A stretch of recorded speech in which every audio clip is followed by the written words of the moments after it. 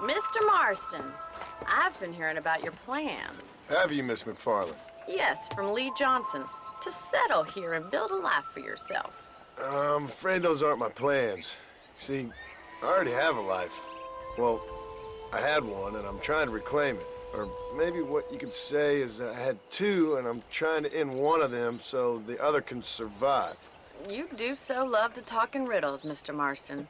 Do you do that, I wonder, as a substitute for having anything interesting to say? Probably, Miss McFarland. Oh, call me Bonnie, you fool. Call me Bonnie. Miss McFarland, I'm married. I have a son. I had a daughter, but she died. Years before that, I rode in a gang. We robbed banks, trains, held people ransom. We killed people we didn't like. Bill Williamson was in that gang. Now, if I don't capture my former brother in arms, great harm will befall my family. Now, I don't suppose any of this is very interesting to you, but I hope it explains why I wasn't so eager to talk about it.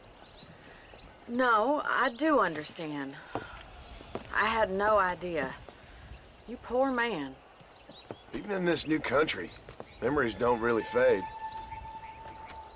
My father was an illiterate Scot born on the boat into New York. He never saw his homeland, but to hear him talk about it, you'd imagine he only ever ate haggis and wore a kilt. And he hated the English for what they had done to his great-grandparents that he'd never met. People don't forget. Nothing gets forgiven. That's true, especially when it comes to money. And you know, even now, after all his labors, my father's debts are still terrible. I worry every day about us losing the ranch. It would kill him. My father died when I was 8 years old. His eyes were, well, let's just say he was blinded in a bar fight south of Chicago. My mother died during childbirth. She was a prostitute, and he was her, well, I don't know what he was. So I was sent off to an orphanage and ran away and fell in with a gang. My word. What a difficult life you've lived. The leader of the gang taught me how to read, taught me how to see all that was good in the world. He was a great man in a way. But you killed people. Sure. And I've suffered for it. And that's the life I left, or tried to leave. Said too much, Bonnie. I'm an uneducated killer, sent here to do all I can do well.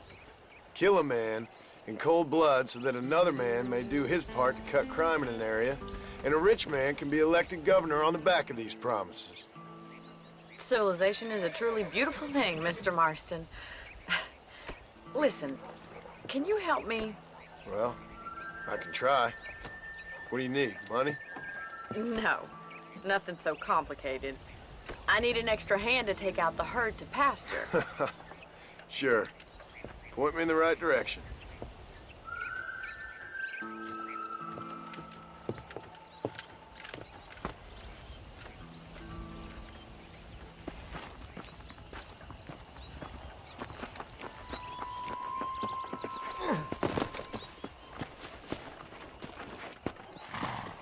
Right. Are you ready to learn how to herd some cows? Come on, boy. Come on! Thank you for telling me all that back there. It must have been hard for you.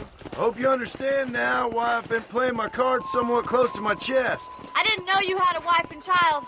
Then again, I don't think I ever asked. They're lucky to have a man like you. I ain't so sure about that, but thank you.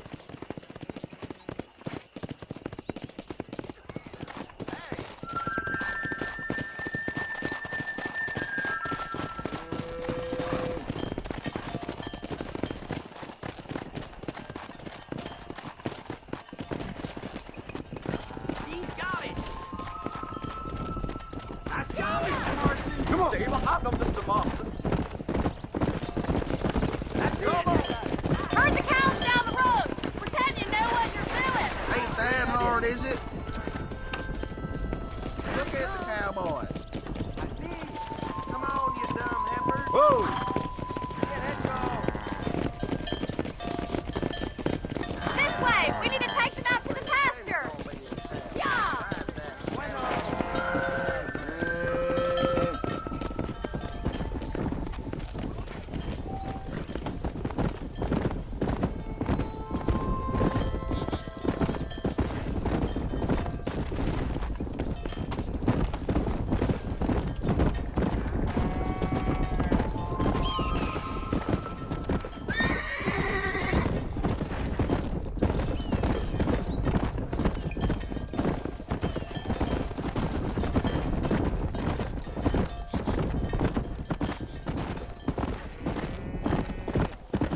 Keep going, Mr. Marston.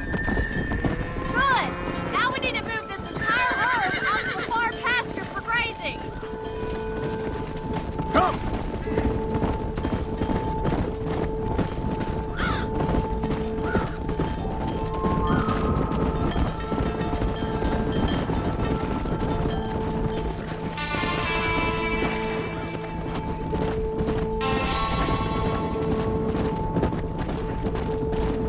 Let's go!